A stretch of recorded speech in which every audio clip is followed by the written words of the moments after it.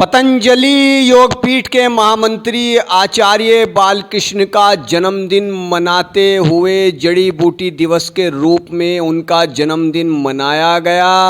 इस मौके पर पतंजलि की यज्ञशाला में यज्ञ हवन आदि कार्यक्रम हुए। साथ ही इस दौरान स्वामी रामदेव और आचार्य बालकृष्ण ने रक्तदान भी किया। स्वामी रामदेव और बालकृष्ण ने मीडिया से भी बातचीत की। करके बोल देता हूँ फिर पहुँच लेना।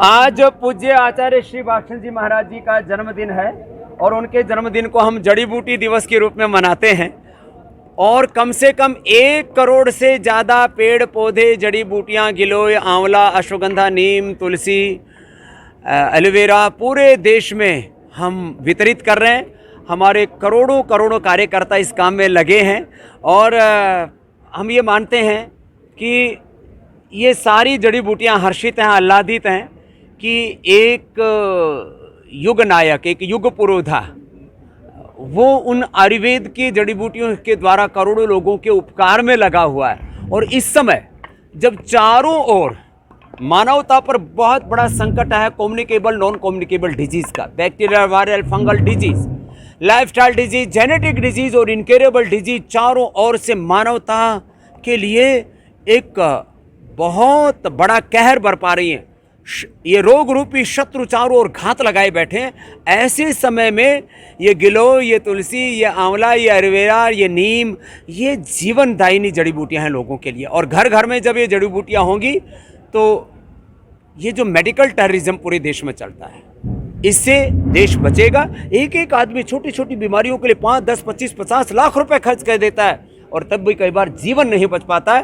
तो आज हमने जड़ी बूटियों के द्वारा लोगों को जीवन दान मिले अभियान शुरू किया और साथ में पूज्य आचार्य बालकृष्ण जी ने, मैंने और हमारे सभी कार्यकर्ताओं ने, हजारों हजारों कार्यकर्ता आज पूरे देश में रक्तदान कर रहे हैं।